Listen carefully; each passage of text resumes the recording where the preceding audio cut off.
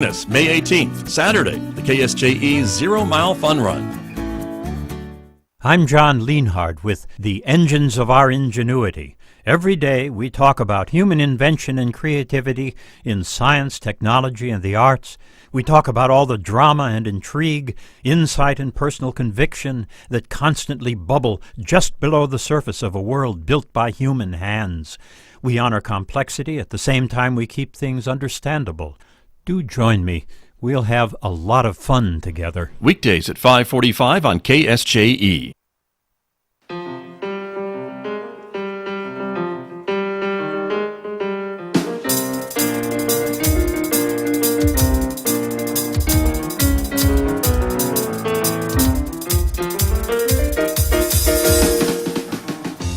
Ten minutes past 8 o'clock. It is Thursday morning, the 7th day of March, 2024.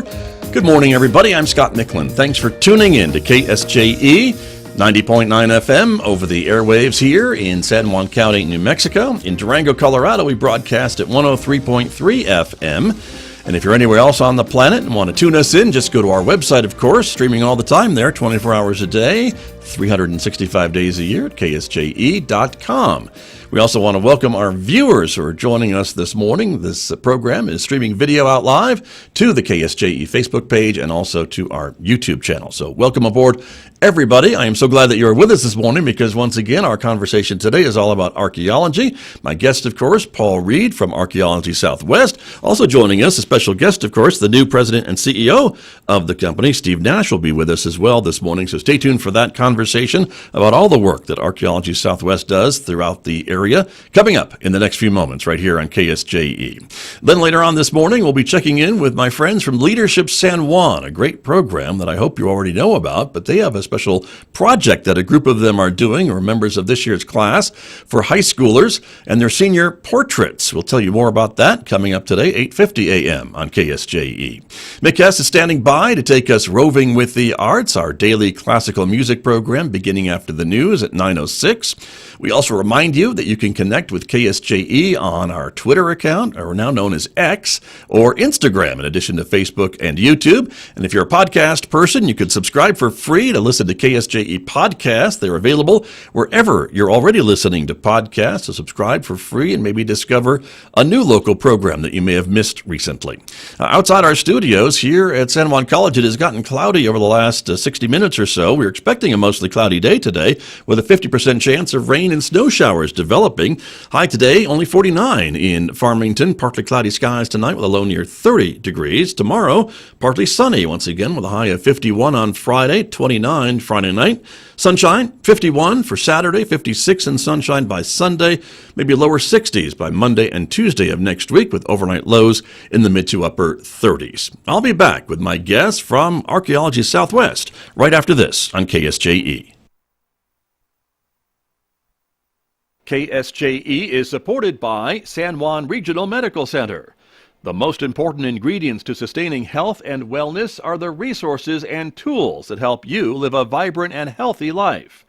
At San Juan Regional Medical Center, the goal is to promote health by making sure those resources are available. Find the path to the best life at lifebetterhere.com. San Juan Regional Medical Center. Better is our mission, improving lives through personalized health and care. And back in Studio A now with my guest, as I mentioned, from Archaeology Southwest. Back for his regular visit with me, of course, from his home near the Taos area. Paul Reed is joining us this morning. Paul, welcome back. Good to see you.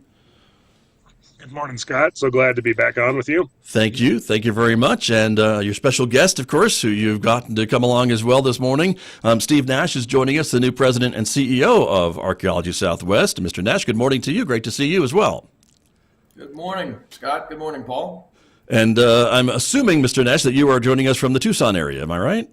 I am. My brand new office here in Tucson. I've been here about 6 weeks. Not even enough time to put anything on the walls. So I apologize that my background is not quite as interesting as Paul's background there. Well, that's all right. Paul's been working on his for a few years now, so you're okay. And we'll look forward to maybe catching up with you later when the walls are full of your accolades and accomplishments. But I appreciate you both being with us this morning to talk a little bit about the work that Archaeology Southwest does and a little bit about your background, Mr. Nash. And so to get us started, maybe just give us kind of an overview of the organization. Paul, would you mind starting it off? You've been with Archaeology Southwest now for as long as we've been talking on this program, I think. Right. That's right, Scott. It's going to be 23 years later this summer. Wow. So, Congratulations. Yeah. Thank you. Our founder and recent past president and CEO, Bill Doley, founded Archaeology Southwest in the late 1980s. And he was basically looking for the opportunity to develop a nonprofit, at that point, research and sort of site preservation focused organization that would allow him and staff that he brought on to do some things that weren't possible in other avenues. And at that point in the 1980s, there really weren't that many logically and sort of culturally focused nonprofits. So Archaeology Southwest, then known as the Center for Desert Archaeology, I think broke some new ground at that stage. And Bill was really promoting what he described as preservation archaeology, which was a way to do archaeological research in a different context than it had been practiced for decades at that point. So Bill was very interested in looking at museum collections. He was very interested in talking to descendant communities like tribes and really seeing what was already available in a given area instead of just going into the area and for decades, which was, well, we're going to find a site that we want to excavate, and we're going to excavate a lot of that site.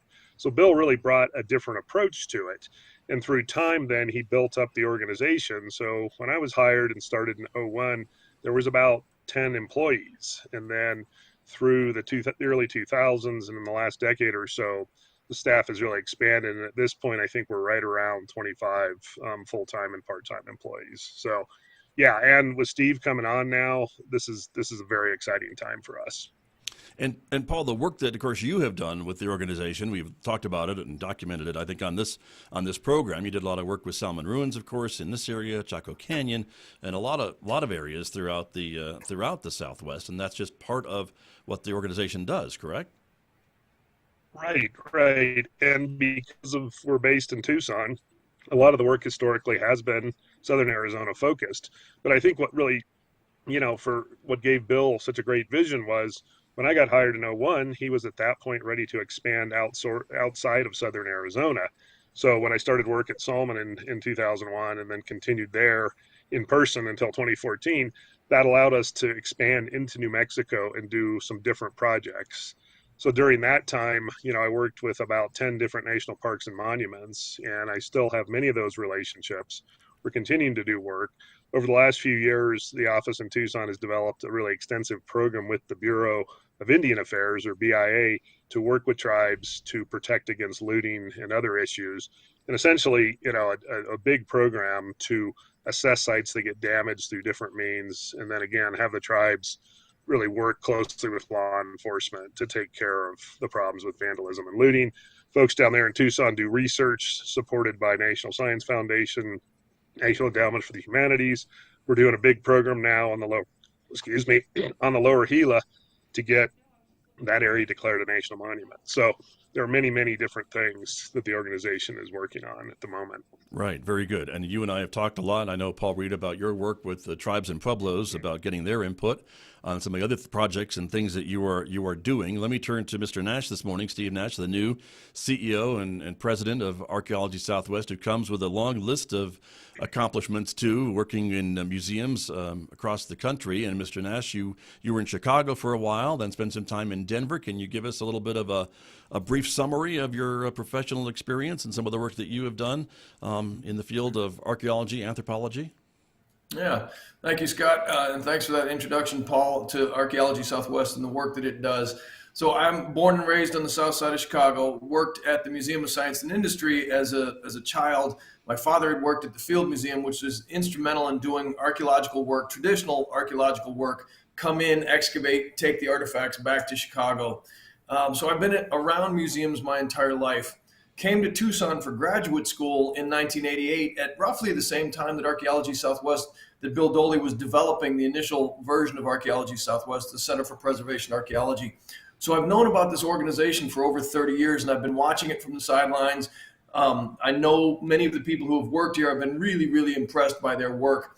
But my career took a slightly different track in that I went back to Chicago for a postdoctoral position at the Field Museum, where I was responsible for cataloging collections that had been excavated decades before, and in some cases 70 years prior to my work, in the American Southwest. So it was an extractive archaeology. It wasn't the preservation archaeology that this organization does. It was curators going out, digging stuff up somewhere else, and bringing it back to the Field Museum. And in some ways, there's nothing wrong with that. That was how our society learned about different kinds of things. But in many ways, as we now know, extractive archaeology and colonial-based archaeology, colonialist archaeology is not good. And one of the indictments of that whole process was the fact that these objects had been sitting on the shelves in Chicago for decades before I came in to catalog them. I then got a permanent position at the Field Museum as head of collections, and then 7 years later was offered a chance to chair my own department of anthropology at the Denver Museum of Nature and Science. Now, I call myself an archaeologist. I am an archaeologist, but I don't dig. I work on existing collections, collections that have been excavated many, many years before, and I make them available to other archaeologists. So in some ways, this is what Archaeology Southwest was doing. Paul's work at Salmon Ruin and others, exactly the same model. You dig only when necessary. You take care of the collections that are already out of the ground, and then you move forward with the analysis and tribal collaboration there. And so when I applied for this job, I thought to myself, you know what? I'm not worthy, right? That organization is fantastic. I'm not really doing that kind of work. Who am I to suggest that I could come in and lead this organization? Started thinking about it a little bit more, and I said, wait a second. You know, this organization does collections-based research, site stewardship, landscape preservation, and advocacy. I've been involved in a lot of that work for decades. I just hadn't put it together in my head as being part of this broader continuum of preservation archaeology that this organization has described and articulated so well over the decades. So I'm not going to lie, this is a dream job for me. It's tremendously exciting. I've worked about 38 days straight, and I'm still not tired. It's remarkable. Good for you. Congratulations, by the way. And I would say that maybe what you were doing with this extractive archaeology is a story that was similarly happening at other museums across the country and across the world at that time. Would that be a true statement? Absolutely. And museums were really good at this, right? And I published a piece in the online magazine sapiens.org last fall called In Defense of Museums. Museums have been getting a really bad rap lately, and in many cases it's deserved. We made a lot of mistakes. And if you think back to a pre-internet age, pre-cell phone age, you know, the time when I was growing up, college, graduate school, I mean, the internet came out while I was finishing my dissertation. It is a recent phenomenon. So if you think about the ways that you could learn about the rest of the world, it's very, very limited, right? If you had the means to travel, and travel was really expensive. Flight was really expensive back then before it was deregulated. If you didn't have the means to travel, the only way that you could really learn about the rest of the world was through David Attenborough films or National Geographic in your doctor's office or your dentist's office or the library or the museum. So the mission at the Denver Museum of Nature and Science for years was bringing the world to Denver. And museums were really good at that. And it's not a bad thing. It's a good thing, except when it is doing harm to the source communities that are out there. And we now know that many of the practices museums were engaged in back in the day, we certainly wouldn't do today. And now we spend a lot of time rectifying those harms. Right, and I guess too some of the items that were taken that were brought back to these museums. Maybe there's more of a thought process now about how many of these things do we actually need to show to our patrons, to show to our visitors. We don't maybe need a whole stockroom of half a dozen or more than 3 dozen or what have you. Is that another part of the thinking as well?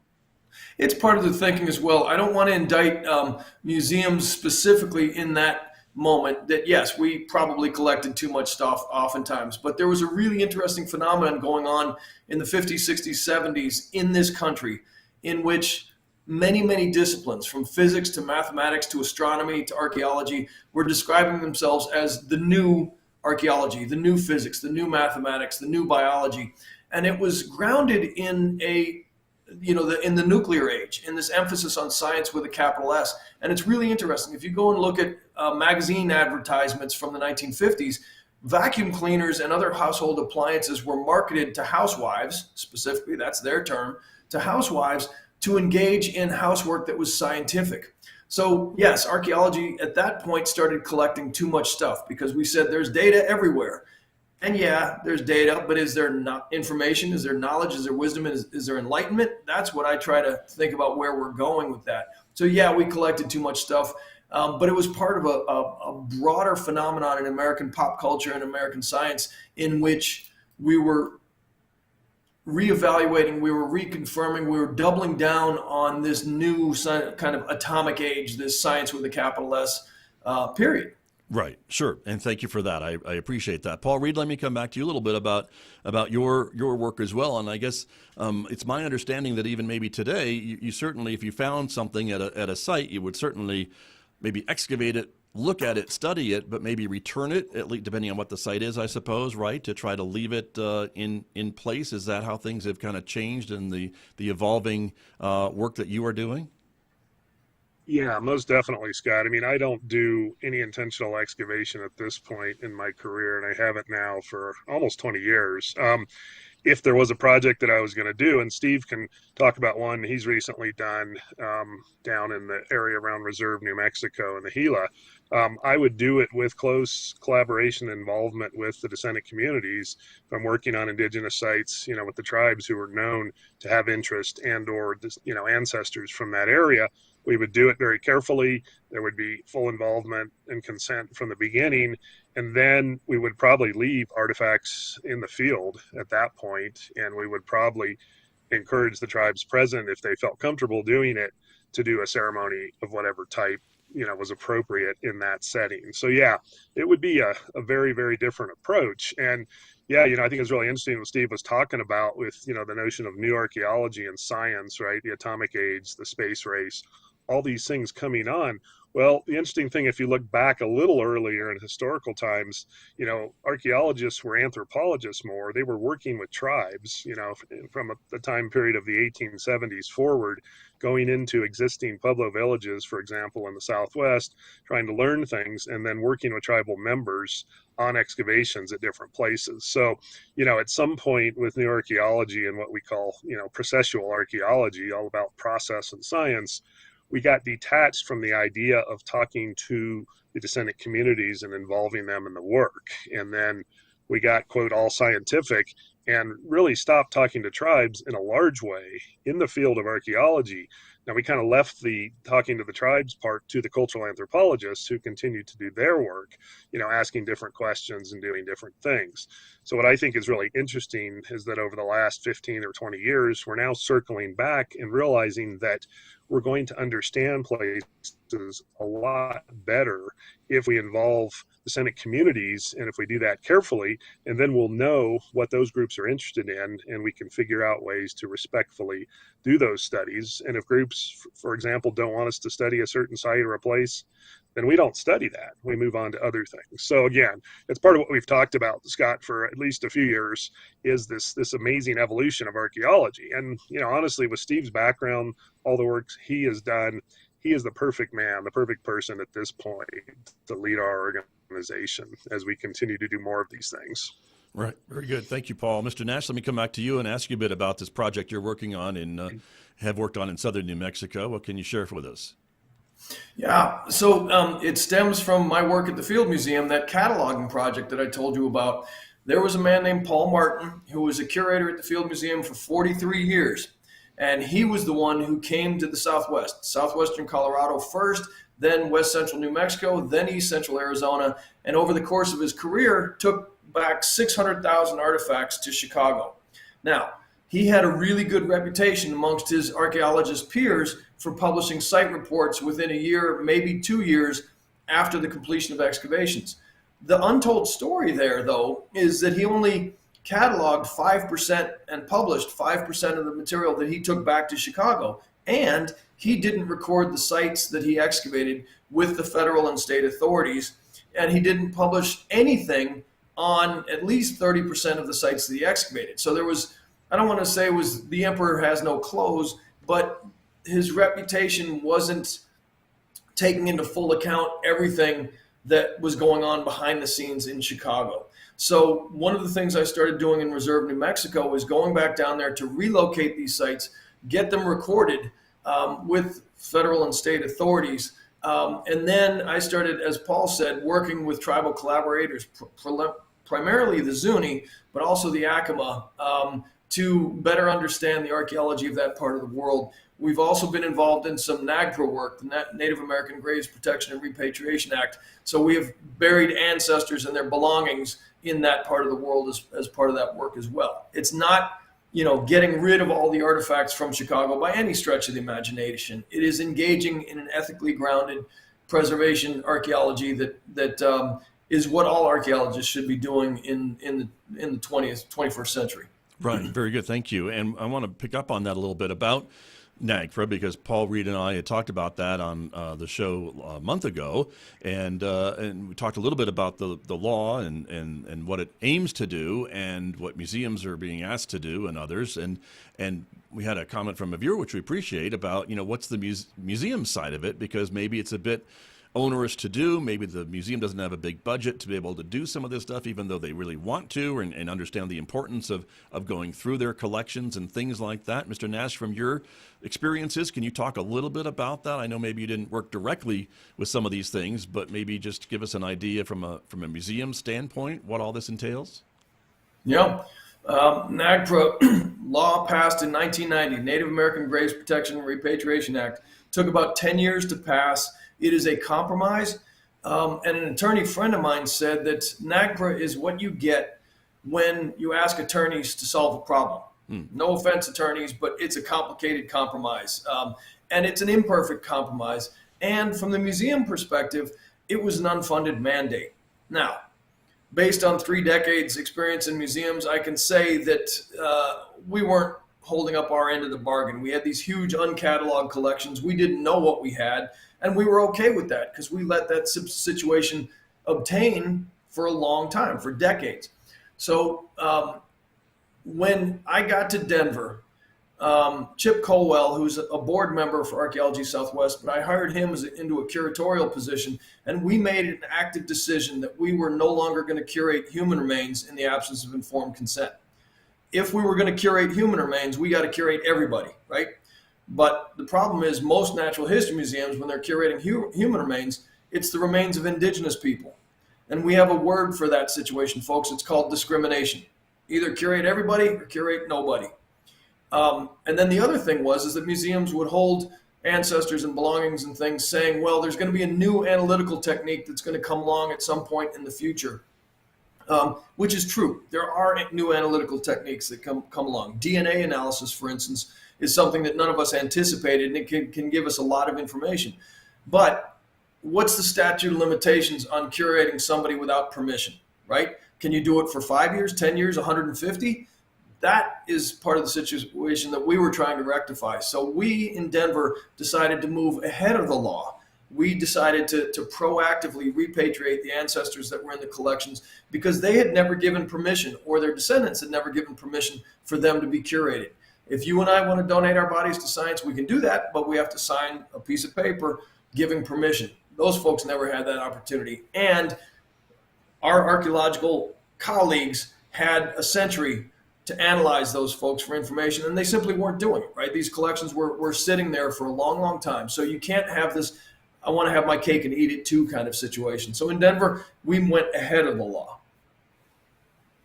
Got it.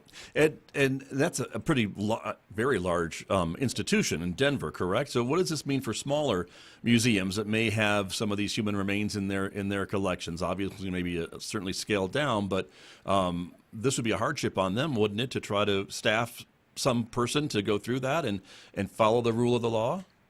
Yeah, Denver is a huge institution, Denver Museum of Nature and Science. On the other hand, in terms of archaeology, we only had the remains of about 120 individuals. And so Chip and I were discussing this, and I said, yep, let's go proactive. Let's take care of this. We made a decision. It took us years.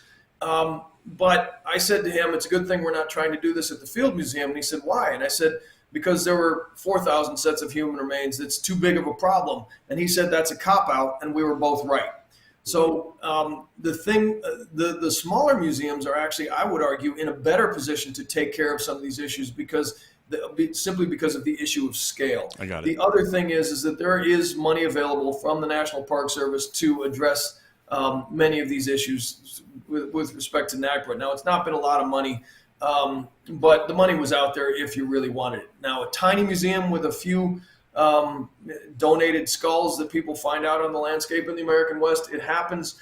My recommendation is give us a call here at Archaeology Southwest, and I might be able to help you figure out where some resources are and things like that. But I think that we as museum professionals sort of fell back on this thing. It's an unfunded mandate. I can't do anything. We just threw up our hands. And that wasn't appropriate, because here we are 30 plus years after the law was passed, and there's still, 50,000 ancestors in museums. I mean, the numbers are still staggeringly high.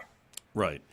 But again, I think the understanding, too, is that today things are being done a lot differently, especially as we hear Paul Reed talk about some of the collaborations he does with tribes and pueblos and looking at some of these sites. So this operation is not happening the way it was happening 30 years ago.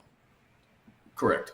And Mr. Nash, we just have a couple of minutes remaining this morning together, and I wanted to ask you, going back to Archaeology Southwest and some of maybe the greater advocacy work, and because the organization maybe has such a good reputation in the work that it has been doing over the last several decades, do you feel that maybe you have a larger, maybe louder voice when it comes to maybe some things happening at the federal government level or what have you, to maybe get some points across that perhaps the government hasn't been listening to all the time? Yeah, thank you for that question. I'm still deeply impressed by this organization on a daily basis. And one of my colleagues here, who I've known for 30 years, said Archaeology Southwest is what happens when you release archaeologists from the tyranny of the academy and the for-profit world. This is a think tank of the highest order, and I have done cultural heritage preservation work all over the world, in Kenya, in Russia even, and I would like to not only enhance the voice of this organization at the federal level in the U.S., but also at the international level. This organization has done things right for a very long time, and I thrill at the idea of sharing the thought processes, the knowledge, the willingness to engage with new topics in a proactive, consultative fashion. I'm thrilled by the prospect of sharing that with the world. Very good. Well, and as we've been talking about, some of the things that you are now following in this country certainly is not happening in the rest of the world. They're still maybe 30 years behind what's happening here. Would you agree?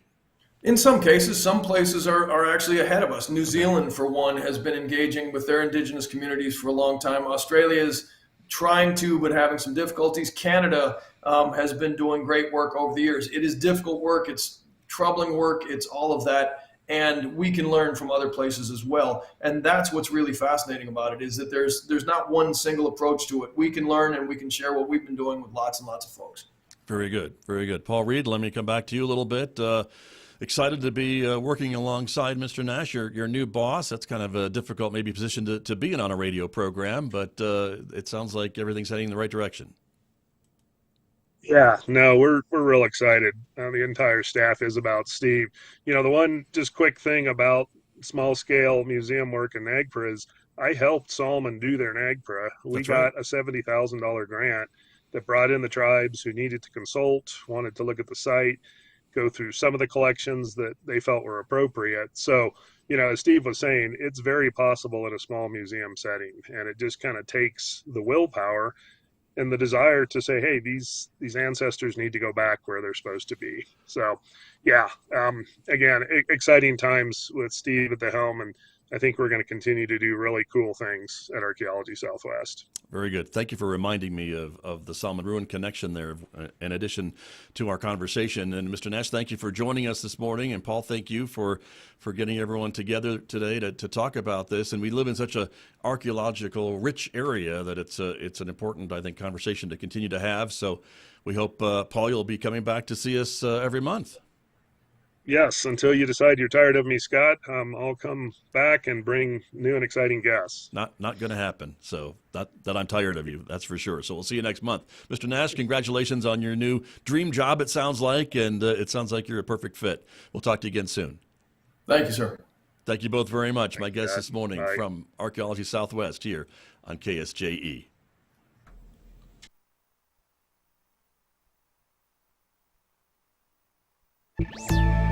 Take out AI.